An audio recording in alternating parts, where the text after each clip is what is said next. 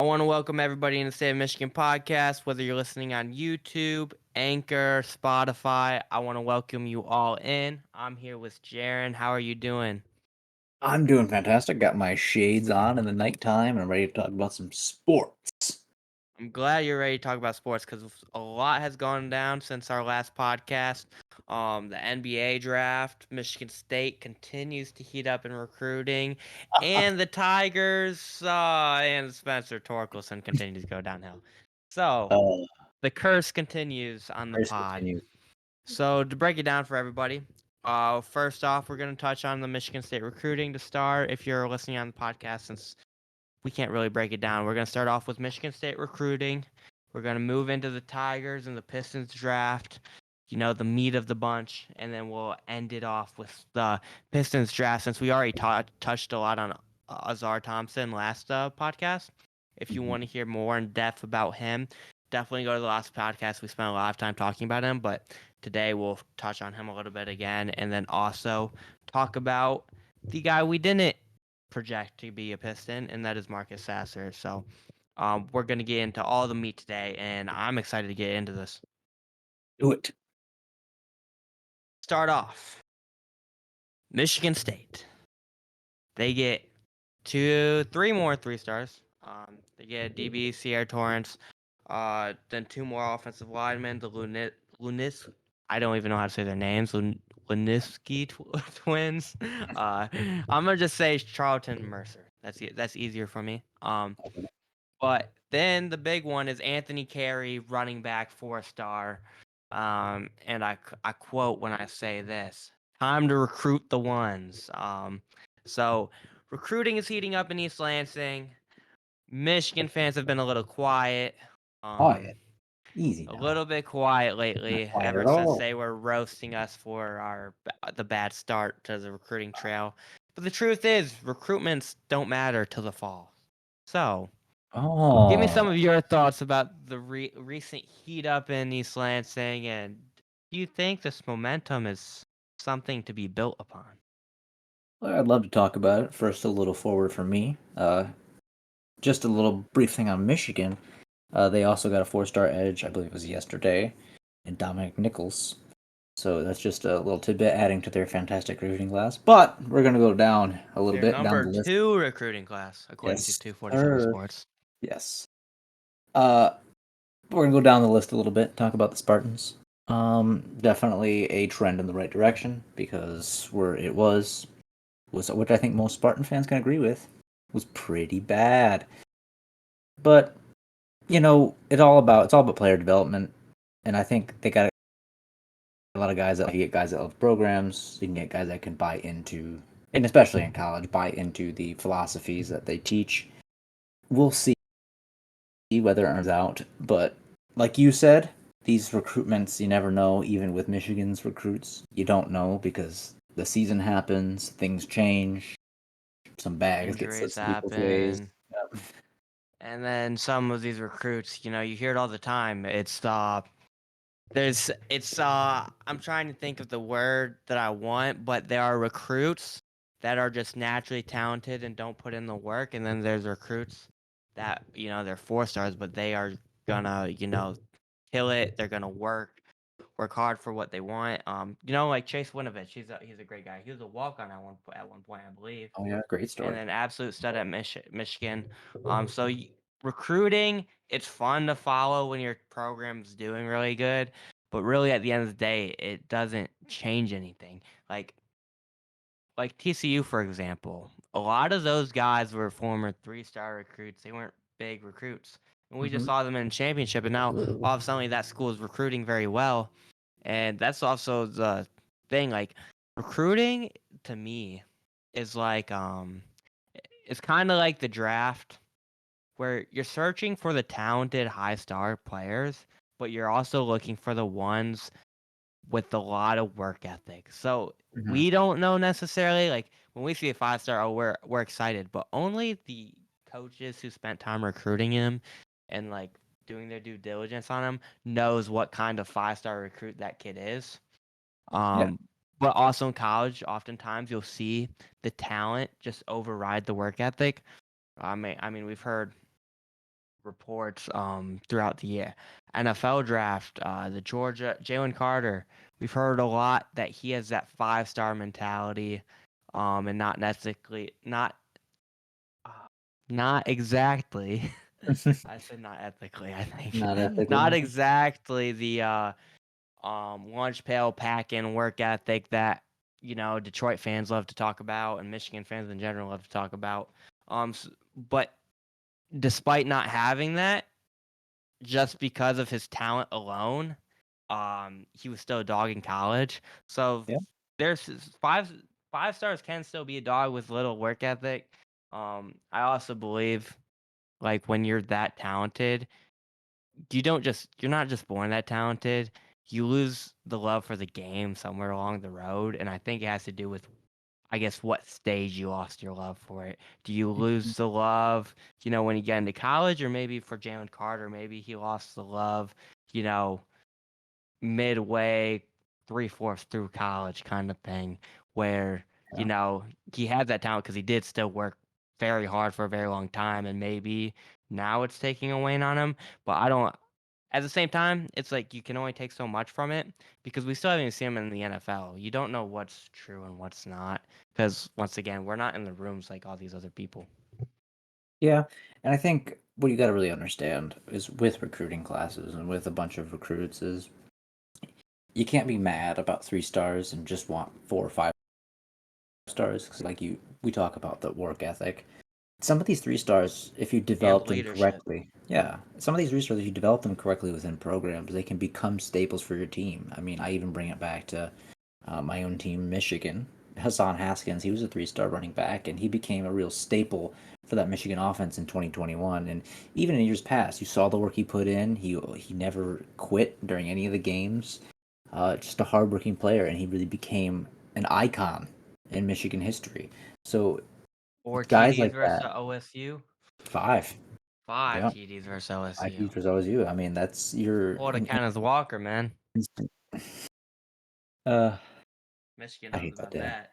I hate that day. But we don't He talk got to about see his it. big bro do it to him live, and he's like, I got to do this to Ohio State now. Big bro taught him well. You know what? I like the way that season ended, so I won't complain too much. Hats off to the guy. But you know, those types of players can really become leaders, become a strength of your team if you develop them correctly. Now, does Michigan State have all of the coaches in place to develop that talent? That remains to be seen. I know Mel Tucker has had a pretty solid track record with some of his guys, but it's on the assistants too. Certain O-line coaches, offensive coaches, defensive coaches.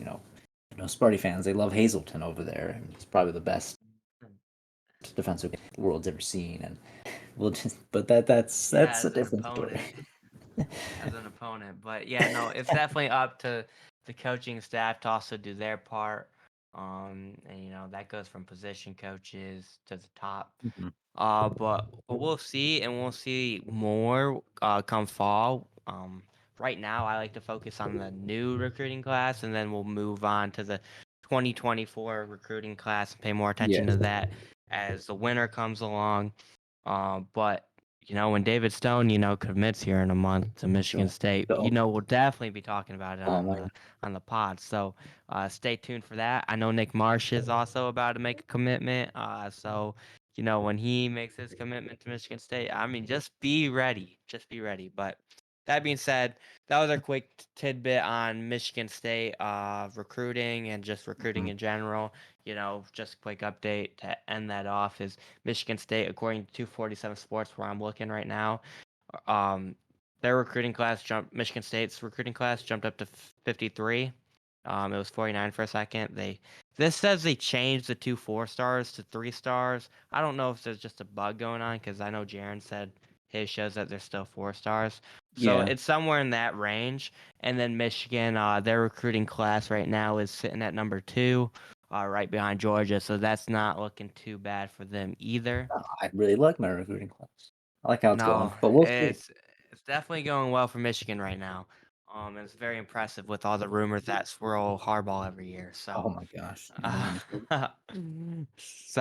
is Michigan fans will definitely take that. But definitely. we're gonna move on over to the Detroit Tigers because we had some Mm, breaking news that happened as we were getting ready for this podcast, and Will Vest and Matthew Boyd went down with injury. Not sure how serious it is yet, but it's two more guys down. Vest is very important for that bullpen.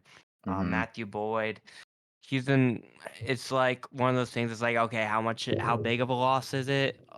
It's yet to be seen. I guess it depends how well the Yeah, person who replaces him is, but it's not like he was a lights out pitcher for us. He was throwing a 5.0 ERA. I do think he had been pitching a little bit better though lately.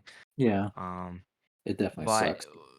you do have Matt Manning coming back up. He makes his debut out from injury tomorrow. Hmm. So you lose one, you get one back. Of course. How much does losing Will Vest hurt the bullpen? It hurts. It's not the end of the world, I don't think, but it definitely does still hurt. Mhm. And you really just want to see these Tigers start to get healthy. Yeah, you hope. They need to get healthy. If they Hmm. want a chance. A lot of these teams, I think the whole division for the most part will be selling off come this deadline. Hmm. Uh, and I mean, the Tigers, I feel like had the most young foundation already intact out of most of these teams, so they could, they really do have a chance because their Yeah. core is still very young and not tradable pieces. When we Hmm. talk about trades, we're talking about trading like Eduardo possibly, but he hasn't been playing anyway, so it doesn't Yeah. change So yeah, what we're doing right now. You're talking about possibly trading. Uh maybe a Langer fully, but I don't know what they do or how Maybe high the Lang, value but is. Even Lang's young. I feel like he could be a core Hmm. piece for us. Exactly. Um, We don't know. We really don't know much about that. And with the Maybe a injuries, Lorenzen. yeah, that's a possibility if he continues because he's on a 1-year contract. If he is a piece that somebody wants to pick up, I'm sure. But the injuries really hurt you. Is what the problem is. Yeah. You'll definitely be thin in the bullpen, but you could see teams like Minnesota start to trade off pieces. I don't know if anybody would want a Carlos Correa. Well, I know there's Uh, Sonny Gray. People would definitely be interested in him. I don't know how long they have him. you know who I would really want, but nobody ever talks about? It's they wouldn't do it, but I want Whit Merrifield. Wit, he always kicked our I freaking. don't I love Whit Merrifield. Every time I watch Kansas City, he's like him, and they have one other young guy that I like. Where is Wit now? Is he at Houston? No, Whit is still there. I think he went to Houston. I'm pretty sure he's still in Kansas City. No, I'm pretty sure he's in Houston now. I'm pretty sure you're wrong, bro. I I'm literally remember seeing 99% his positive. face. Watch. I think I'm positive. I'm right on this, guys. You Are already you? know it. Those that know Ballman. Where do you think he plays? I'm pretty sure he plays at Houston. I think they traded him this No, offseason. I legit was wrong, but it was really, dude. You'll understand when I say who it was. It is the Toronto Blue Jays. Was it the Blue Jays? Yeah, the jerseys look the same. That's right. That's right. Yeah, yeah, yeah. The jerseys literally look the same. Like especially the first one they showed him wearing the light blue jersey when you Yeah, it look was. him up. I But do remember. anyways, Whit Merrifield, who's the shortstop they have? I don't even know if that was who I was thinking of then. Exactly, they're young Their shortstop shortstop? with the long Bo hair. Bichette? No, that's not That's even. who I'll figure it out. You keep talking Toronto about has. Tigers though. Bo Bichette has. Yeah, anyway, I'll talk about the Tigers. Where were we? Oh, yes. So the injuries piled Trading. Yeah. up. Schoolbull has a rehab start tomorrow. Eduardo has a rehab start sometime this week. I know they both start for AAA, have a rehab starts. So Schoolbull will be back soon. Manning's up tomorrow, obviously. I know also Faedo is gonna have a rehab start with Class A West Michigan. So those guys are starting to get back in the swing of things. I don't know much about Riley Green's status. I think he's still trying to get back into the swing of things. Mize has been throwing some live bullpens. Some of these guys are starting to get back to health, but that definitely affects trading and all that, like we talked about with Rodriguez, maybe even a Lang, who's been struggling recently. But apart from that, just talking about the team, in general. Uh, they just series with a twitch. They lost 2 of 3 in a game. They probably should have won yesterday, but they weren't able to close it off. And yet this team's still 5.5 back. They're currently up 4-2 on Texas. Whether that holds or not remains to be seen. I never hold my I always hold my breath when it comes to the Tigers because, well, they blow a lot of games. And That is facts. whether that's just not scoring on offense and giving up a run or two, which will probably happen this game. But they're 5.5 back, and we talked about, I think, at the beginning of the month, how till guys can come back and get healthy. And there's still a possibility of that happening, but you know, it's fair to also say at the same time that this Tigers team also stinks. I think it's fair to say that. The only reason there's any sort of conviction was because the division's so bad. So, I know who I was thinking of now. I oh, was you got thinking it now? Bobby Witt Jr. Oh, wait. But yeah, he is a shortstop though, so I did have the position right. But Yeah. that's who I was originally. But no, I did also like Whit Merrifield a lot. But I Mm. just didn't know he left. But Bobby Witt is the guy that I really liked. But Mm-hmm. I feel like I don't know. Every time I watch the Royals, he just plays really good. And Yeah, well, he's he their hits young stud. 250. He's not untouchable outside of his age. Outside of his age, I guess he's like their Riley Green. Yeah, he's there, Riley Green. Now, Although whether Riley Green hits Kansas City is in 290 such a for rough us, spot. so Right, Kansas City's in a tough spot right now. Just I don't know how good them is. yeah, I They don't know. He they're hits a lot bad. of long balls. I don't know. Are they much worse than ours farm system? I mean, our I farm know we system. have a good ranking in our farm system, but like, look at where that got us. Like, Torque was ranked really high in our farm system. Dude's dog, bro. We hyped this guy up, and Oh, then he goes 2 for 27 or some shit. One more home run. I think he hit one more home run after the podcast, and hmm 10 strikeouts in a week. That after we is hyped him up, ridiculous. it's That is kind of ridiculous. it's not very enthusiastic. And I will say that he was having that good series, but we're not looking for one good series. You're looking for a good A week, good year. a good week followed Nonetheless, a good by month. 2 weeks. Nonetheless, a good month. Like even a good month makes your numbers good. But like, I think it's fair to say. I mean, I don't want to use that he's a bust or anything, but He's a it's bust. heading in that direction because you have a guy who's was 3 years into college, so he's a little not old, but he's older than some of the younger guys, and he had all this power in college. He'd done great at every level he'd been at. He's Is this. he older than Kerry Carpenter? Um, I don't know how old Carpenter is, but speaking of him, he's been doing a very good job. I really like the way he's playing. No, Kerry Carpenter is older. Thank the Lord. We would Yeah, have beef if Kerry Carpenter was younger. yeah, but he's been doing good. But I'm just saying, if Colt Keith comes up and is better than Spencer Torkelson from the that's get, probably. bro, I have beef. I have I'd beef. be happy, but I'd be happy, but I have beef. I'd say Torkelson needs to get on the bus out of here. I'd be done. I would officially be done. Trade him. Bring in old ass Joey Votto. I don't give a fuck. Joey Votto. He can retire Tiger with Miguel Cabrera. Like, I think it just. I think that's where we're I'm just at. frustrated. It's a frustrating thing to see him not hit. It's because he's not hitting fastballs, and you're a fastball hitter coming out of college.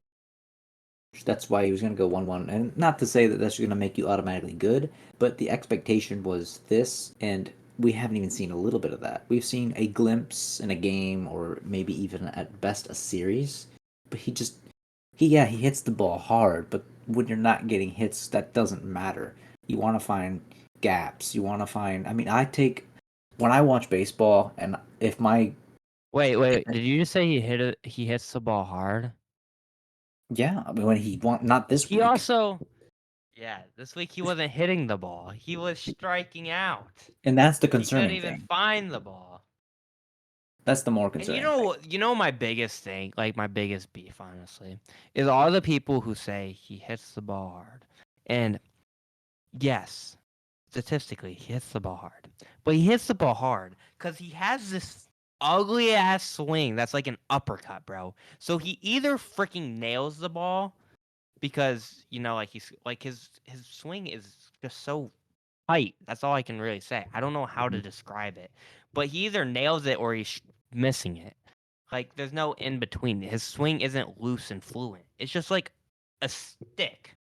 Yeah. I don't even know. Like I know the bat's a stick, but like Yeah. it's just like he has no like movement to his arms. Like it's No, I so know. stiff.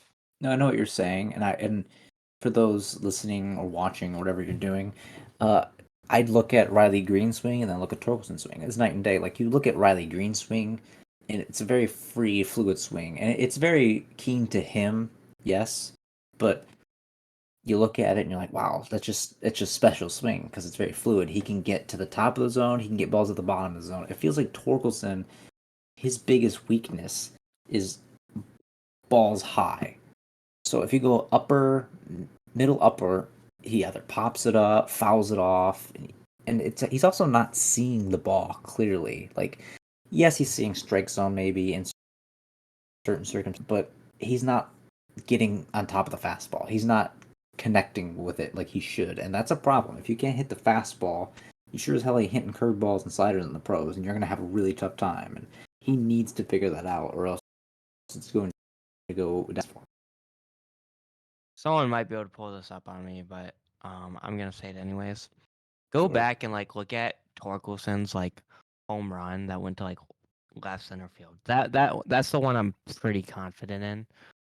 But I'd say he does this with, like with all his home runs. Watch how he hits that home run. He has this like stiff swing, and you'll even see he's holding like when he finishes and follows through, he's holding his bat in his arms straight out like a stick, like like straight as can be. Like he doesn't have that, like I know people say they teach, two hands on the bat, but like he almost does it to an extent where it's like, what the heck? Like, yes, follow through with two hands, but he literally takes it to heart when they say keep two hands on the bat because he never follows through with just the one hand. And I know like you're supposed to have the two hands on the bat. Like I'm not saying you're not supposed to, but Mhm. like when you do it to that extent, he's just so tight. Like, do you know what I'm saying?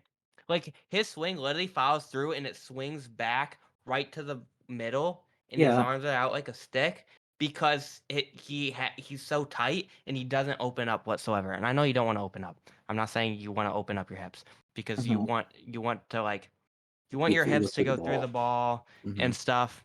But like I don't know. It's like I need to like I feel like I need to like actually you guys to actually be able to see me so I can demonstrate what I'm trying to say.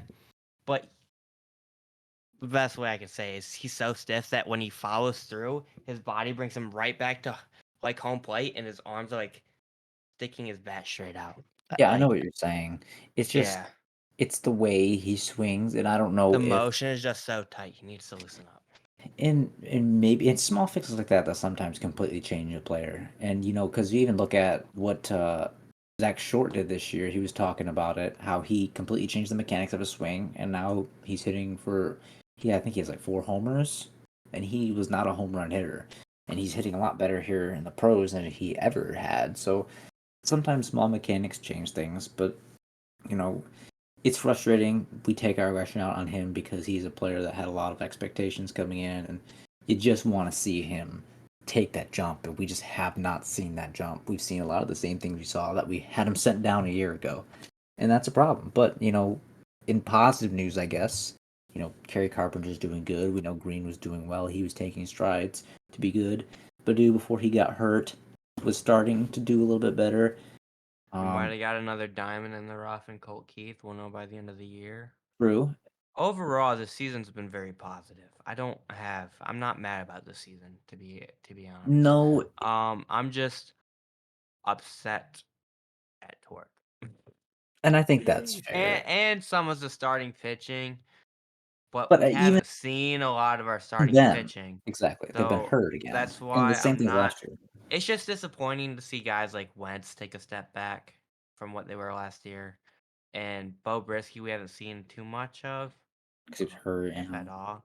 Um, and then I feel like I might be missing a couple others that we saw last year, a decent amount. no, because here's an ideal scenario. Like coming into the season, you would have liked to have had Eduardo, Scooble, Mize, Manning, and a fifth. And I'm sure they do fine. That's a solid rotation. I look at the Tigers as a whole. I look at the organization and where they're headed. I like the starting rotation. Guys, honestly, with Chris Federer and the boy have this year, I think that you can go out and get whoever you want. I think you can do a good job. I'm fine with the bullpen I because know, you just because look at other teams' bullpens. It's not like other teams' bullpens usually be that great, anyways. yeah, the Tigers have a top. They're in the top 10 in ERA, I believe, in for their bullpen, and they got guys like Chase and Shreve going out there, and no disrespect to Tyler Alexander, but him or Mason Engler, Tyler Holton, guys that you hadn't even heard of heading into this season, and they're pitching meaningful innings. So you can go out and get guys. I'm not too worried about the bullpen. Plus, they got a lot of young arms that they can work with.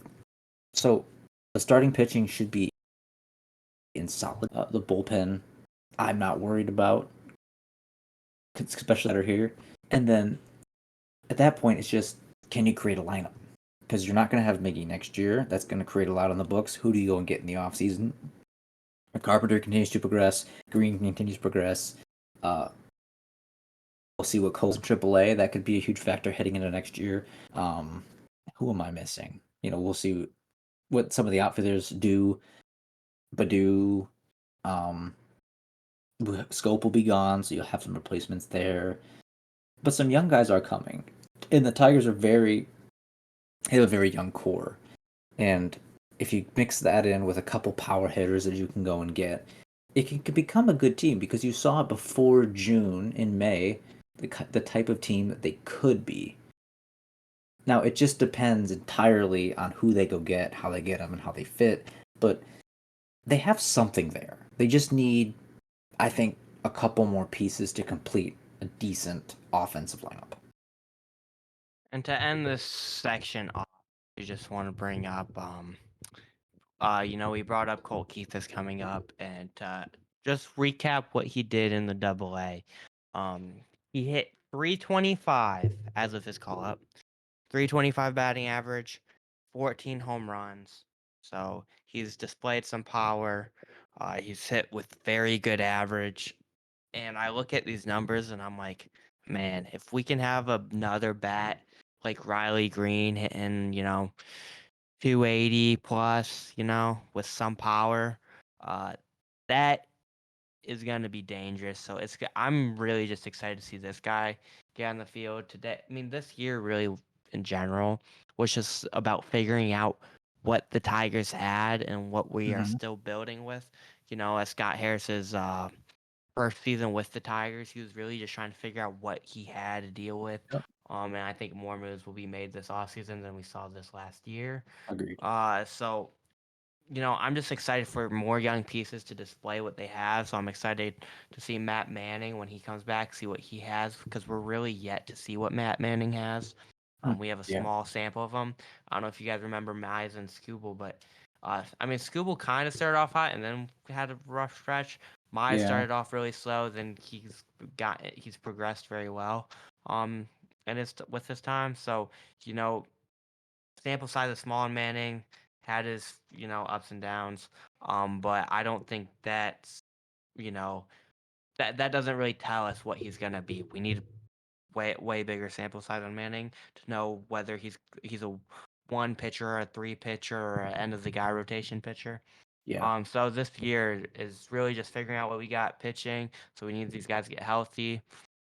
That's why I also think a lot of this trade deadline, we're going to be very stable. We're not going to be in the rush to get rid of anybody unless if it's a guy like Eduardo or a 1 year deal guy and it's like Alexander who, is kind of just like there. Mm-hmm. Just to put just so we have enough guys really to put a team on the field. Um, but as far as like Manning or anything, like, we're still figuring out what everybody is, so we're not gonna make any impulsive decisions with any of the young talented players, or even Carrier. Akil. I think all those guys, even Akil, they're all safe, and we're still figuring them all out. We're not quite sure what their future is with us, but Hmm. I just wanted to make everybody aware because I know at first I wasn't aware. I want to say that batting average may have been like a little bit higher last time I saw it, and I was like, dang, I didn't know he was hitting that good. Like I knew he was hitting good, I knew he was hitting bombs and stuff, but I Hmm. assumed it was like 295, Hmm. and that amount of home runs. But no, his average is, you know, crazy good, and we'll see what he starts to do in AAA. We'll definitely follow it, and we'll talk about it next podcast when we cover the Hmm. Tigers again. But I want to move on to our next segment, Pistons draft. We talked about how it was sounding like, based on what the media was telling us, Azar Thompson was going to be the pick. The media kind of tried blowing smoke after our podcast, trying to make us think maybe it could be Cam Whitmore, maybe it could be someone else. I kind of felt confident about Azar. I was honestly cheering for Azar. I really like Azar as a player. A lot of casuals have been hating on this pick. Oh, he can't shoot. Oh, he's Stanley Johnson 2.0. And honestly, as respectfully as possible, I think you're dumb for saying that. Um, Azar, if you watch him, he's an athletic freak. And I know people are going to say they said the same about Stanley Johnson and Justin Jackson, whatever. But listen to this kid talk. Um, this kid wants to be great. And you watch, like, I don't know if you guys, I mean, if you are really into the Pistons and really want to follow these guys, Overtime, because he played for Overtime Elite, so Overtime's like YouTube pages and stuff, because they're really big on social media, they have a bunch of shit on like the twins practicing together and stuff, and a bunch of like content on them. And they've done stuff like when they were playing for them, they did a camp thing with Steph Curry for a couple days. They did a meet up with like Kevin Durant and stuff. And you get to also hear these players talk about, their thoughts on these kids, and they all had good things to say about them, but and good things to say about their athleticism and whatnot. But um, you watch these kids and you hear them talk. They talk so professionally. You can tell when you hear their story about like when they were like 9 years old and how they used to goal set and how they train and whatnot. These guys have a non like they have one of the best work ethics I've heard. um when you like there's players who make it seem like they work hard, and then there's players who work hard. And I can just tell with these kids, they work hard. And a lot of people forget Azar Thompson was the MVP for the playoffs for the Overtime Elite, as well as, yes, he shot 30% in his career at Overtime Elite, but in the playoffs, he shot 39%. He talked about in his presser how his weakness was 3-point shooting, but he feels like his confidence from three has greatly improved since the averages we've seen. And I think the staff knows that. I think people praise his workouts, and I think more than just our staff knows that. I think a lot of people are in for a surprise, and with his athleticism, he doesn't have to shoot 39% from three. In my opinion, he only needs to shoot 33 to 35. He has to be respectable. It opens up the driving lanes. But I think people are overreacting about this kid's shooting right now. Um, and I think people need to cut some slack. Yeah, you gotta let guys, prove themselves. I mean, if he's gonna be bad, he's gonna be bad. If he's gonna be good, he's gonna be good. I mean, you gotta let him go out there, put in the work, and if they're willing to uh, put in the time, you're gonna see results. I mean, sometimes guys don't pan out, and you'll know that pretty quickly in the NBA. But at the end of the day, the Pistons weren't happy to even be choosing in this position At anyway. five, no. At 5. So, getting anybody, it's obviously not going to be who you really, really want. So, the frustrations are kind of unwarranted. The Pistons kind of got screwed. And, you know, they're going to get a guy that's going to put in work, and that's all you can ask for. And to Get a touch on guy that. that, exactly. And touch on that, I like we kind of talked about this in our Michigan State segment too. Like there are talented players. Granted, these kids are very naturally talented. Their athleticism's off the charts. That it's with the best in the NBA already. We've heard you know, I want to say it was Bazemore, a former NBA player. He was one of the guys who was at the camp with them. He talked about how they were already this was this last year while they were in their last year there, how their athleticism was already on par with some of the best athletes in NBA, giving them super high praise before, you know, draft talk was even around the corner, praising their athleticism. And they're always in the gym. I mean, you go and look through their routines, they're always working hard. And I'll take that over some naturally born menace who doesn't put in work. Mhm. Like Zion Williamson, for example, he's the perfect example. He's so talented, but he continues to show he just does not give a crap about basketball. He got his bag, He he's gives a good. crap about something. And he's great when he plays. He is. He's amazing when he plays. But the problem is he doesn't play. Yeah, that's true. He That's true. literally didn't play in the playoffs because he said, "I don't feel ready." Not he was physically ready, but he said, "I don't feel ready." That is, I don't give a shit about my team. That's what that tells me. Yeah, Um, yeah. You want guys that want to work. and the other thing is, at 5, I get people's frustrations. You didn't want to pick at 5, but the truth is, you picked at 5, and when you're picking at 5, you're not gonna get a Victor Wembanyama. You're not gonna get a Scoot Henderson. You're not gonna get a Brandon Miller. You're not gonna get a guy who's just naturally talented, like who has no flaws in his game. And even Brandon Miller, those guys have flaws. Like he has flaws in his like some, minor flaws, but he has some stuff he can clean up. But like you're not gonna get a Wembanyama who literally has no flaws at Hmm. 5. You're gonna have a guy you have to work on, and most of all Pistons fans I heard talking about, I want Cam Whitmore. Tell me where Cam Whitmore went in this draft, please. It wasn't 6. It wasn't even 9. It wasn't even 12. It wasn't even 15. It wasn't 18. It wasn't 19. It was 20. So clearly, there was something around the NBA, not only Troy Weaver, but just about every NBA team did not want anything to do with Cam Whitmore. And the one organization who did want him is the dysfunctional Houston Rockets. They had 2 first-round picks. They picked before us, and then they had another one later, and they picked after us. And they're the ones who took the risk on Cam Whitmore. So not only did he go at 20, but a dysfunctional organization picked him at 20. So just maybe, the GM knows what he's doing. Maybe we actually got the right guy. I know people don't want to think the Pistons know what they're doing because how bad they've been lately. But let's be fair about the whole situation. Troy Weaver took over. His first year, he has nothing. Okay, he has nothing to work with. His first draft, he gets Killian Hayes. Say what you want, whatever. He's mid. He can't shoot the ball, but he does play good defense. He can play make. I'm not saying he's anything special. He's whatever. You took a risk on an overseas dude, hoping he was the next Luka Doncic or something.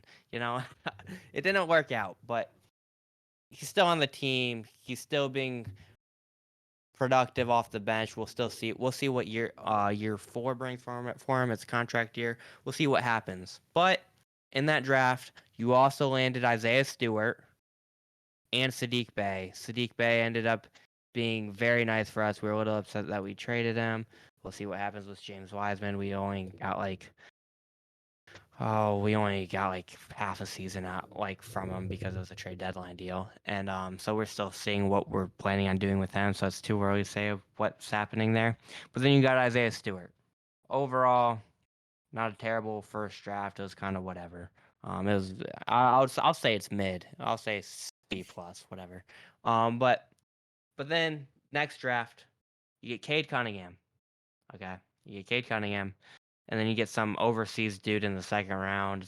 No, that was Isaiah. That was the Isaiah. Oh, you know what? We had 2 second rounders. We got Isaiah Livers and the overseas dude. Isaiah Mhm. Livers, solid for second rounder. I mean, I'll take anybody in the second round who's productive on your team.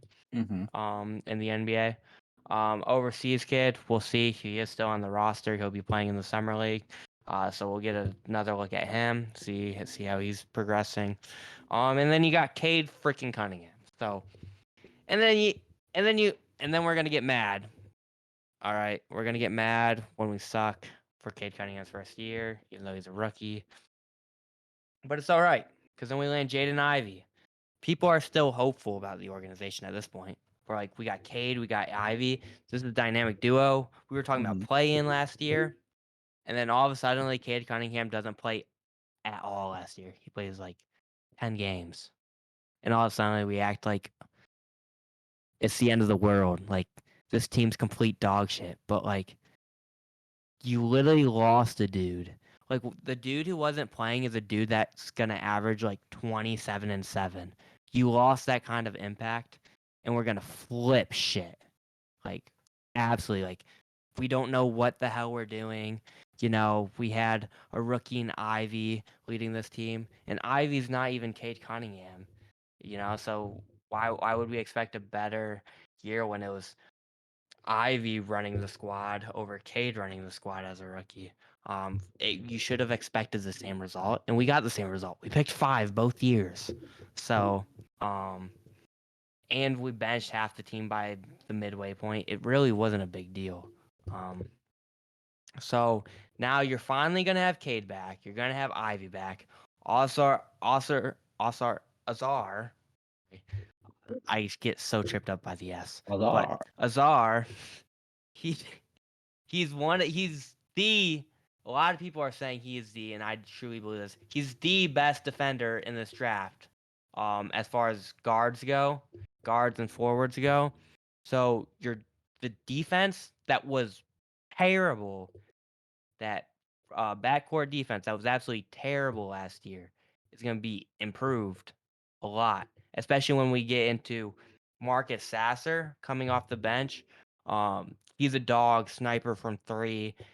He's very aggressive on defense, very good at defense. He's been up for Defensive Player of the Year awards in college. That's the kind of defender he is. He's a sniper from 3.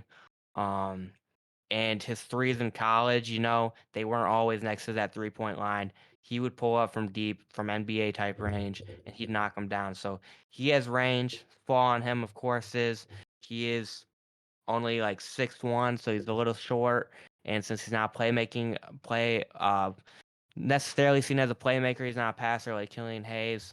Uh, you expect a little bit more off ball, and when you're off ball at 6'1", there's doubts. But we'll see what kind of creativity we fix up for him. But he definitely is a ball player. And we'll see what he can bring. But I think all the overreacting right now, like there's no vision. I think it was pretty obvious the Pistons started to tank last year. Really, ever since Cade Cunningham got hurt. I Yeah. mean, well, like realistically, every fan knew that the season was over when Cade Cunningham was announced out for the year, like 15 games through the schedule. So, what in your world makes you think that our staff didn't know that the season was over when Cade Cunningham got hurt? They knew.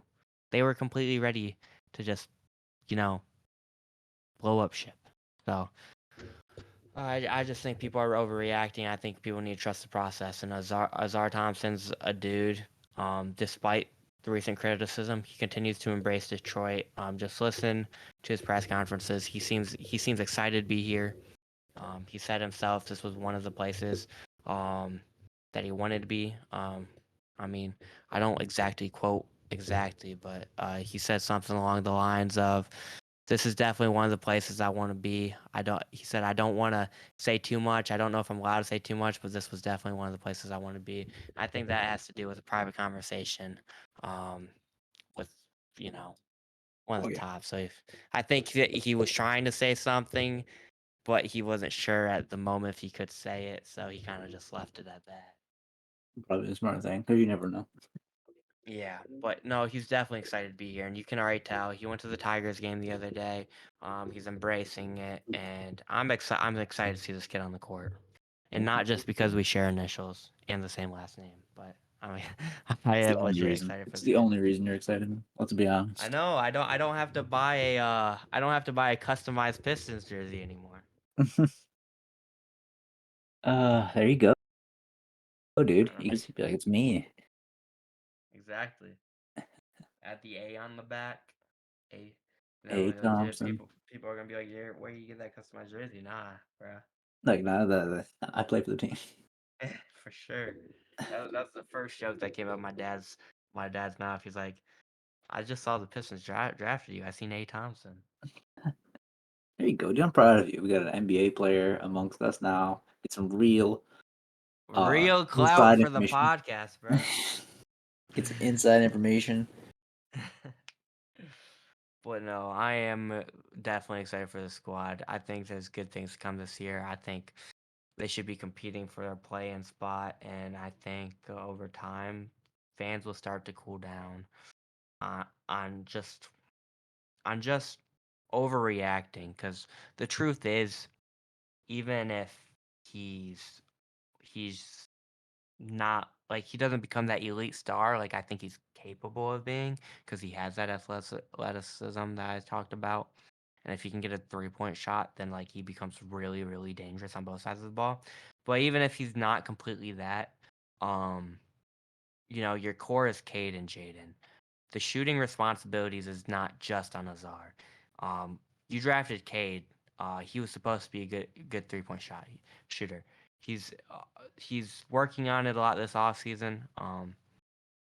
His trainer, Ashton, the trainer, um, he's been talking about how Cade's been really working on that jump shot, and you expect it to get back up to 38%. So some of this 3-point shooting and spreading the floor, it's not just on Azar. I know people want to put on Azar because you're like, oh, this is the guy you're bringing in to help the team. You need a shooter.